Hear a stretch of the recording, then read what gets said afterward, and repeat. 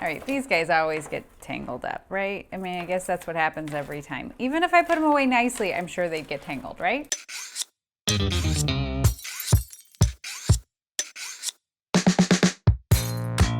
What's shaking bacon? I'm Joni Simon. Welcome to my studio.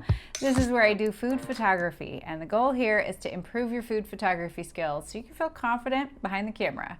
Today we are diving into some twinkle lights because I know a lot of you have been attempting photos with twinkle lights, Christmas lights, holiday lights in the background, and you're like, it's not quite right. And so there's just a couple little tips and tricks that I wanted to share with you today in case you wanted to shoot a holiday scene.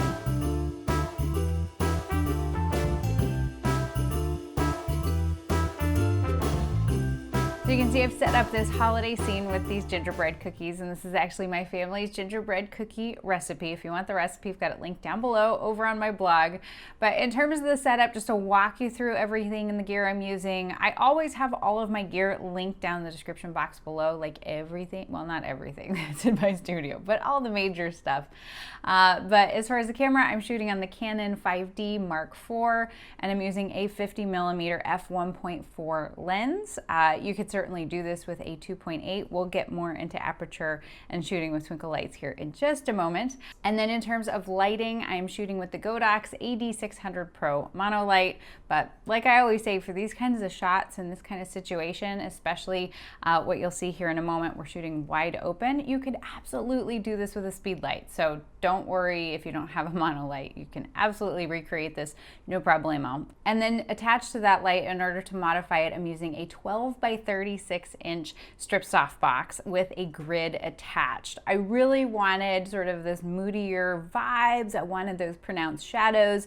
So by using that modifier with that additional grid is really helping to limit the spread of light. So I'm getting that really nice narrow beam, which is also helping me capitalize then on the twinkle lights in the background. Now, one thing you'll notice in this setup is that I have shut off all the overhead lights, and I have also drawn the curtains so that I'm working in a dark space and that we're purely relying on the light from the flash and the light from those twinkle lights. Because here's the little trick, right, for those of you who are familiar with shooting with flash, is that we have the ability to cancel out our ambient exposure with a faster shutter speed. But in this case, we don't want to lose those little twinkle lights, right? So we want to make sure to be operating at a slower shutter speed, allowing ambient light in, and so we need to have control over our ambient lighting in the space where we're at if we really want to capitalize on those twinkle lights. Now, if you're like, wait, hold up, Joni, I got a question. What is this whole ambient light and being able to kill it with a faster shutter speed? What are you talking about? Well, if you've ever wanted to learn artificial lighting and specifically flash-based lighting, I have an online course called Artificial Academy that takes you from literally like turning on a speed light for the first time, how to get it all connected and set up, all the parts and pieces, and then how to create beautiful, naturally lit, or at least natural looking lit scenes for food photography. So I've got all the details on that linked below. But now let's go ahead and hop into these 4 important tips to keep in mind when you're shooting with twinkle lights. So first off, one thing to consider when shooting twinkle lights is what's the best aperture for the look and feel that you're going for. So the aperture is going to affect the way that these little twinkle lights look. So for this particular scene, I'm using these little stars right here. They're pretty small and cute, and these little craft lights, right? Got these at Michael's.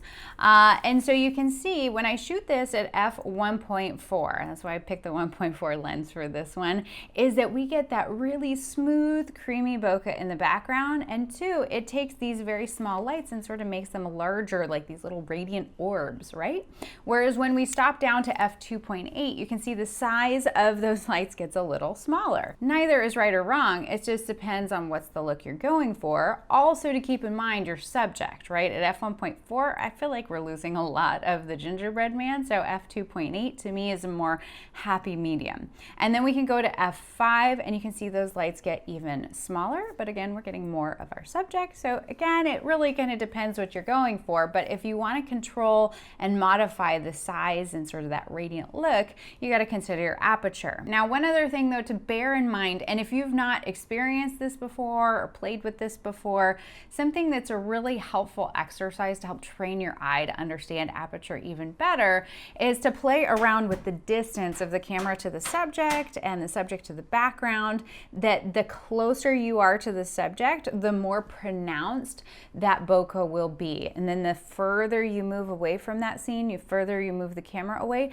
the less pronounced that bokeh will be and that depth of field. So just play around with also the distance of your camera in addition to the aperture. Now, second thing to keep in mind when shooting these twinkle lights is don't go overboard, right? These are meant to be an accent. Here's an example of maybe going a little overboard, right? Because we're having so much fun. We're like, oh, these lights are so cool, but don't incorporate so much of the twinkle lights that they overtake your subject, right? We still want the focus and the main point to be the subject, in this case, the gingerbread cookies.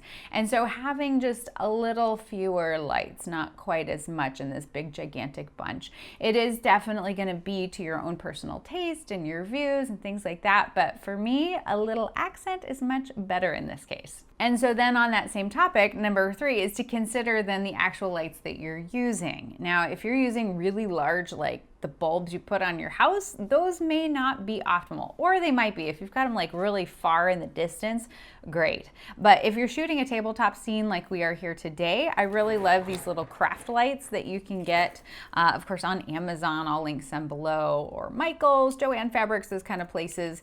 And I've got a variety of different sizes. So I've got these snowflake ones versus the little, twinkly stars versus these little colorful bulbs. So, and you can see just as a point of comparison how they look differently, that these kind of ones with this radiant snowflake going on, they emit a different sort of look than these little stars. But again, kind of related to that point number 2 that we just made, is making sure that from a size standpoint that they're appropriate for your scene so that they're not distracting the viewer from being able to really enjoy the subject and enjoy these as an accent. And then the 4th thing that I like to keep in mind and that I play around with when I'm setting up a scene with twinkle lights is to capitalize on the more shadowy areas to place the lights in, because that's where you're going to have more of that dynamic contrast and the ability to see the glow of the lights.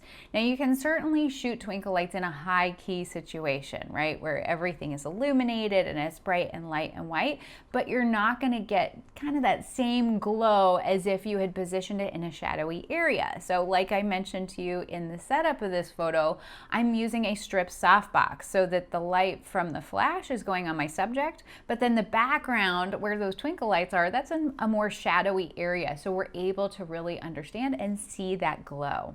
But of course, my number 1 top recommendation is to set up a scene and play around with this for yourself. If you've not played with twinkle lights, there's a lot to be learned in the doing, right? Because I can tell you all sorts of things here on YouTube and give you examples and you go, oh yeah, that makes sense.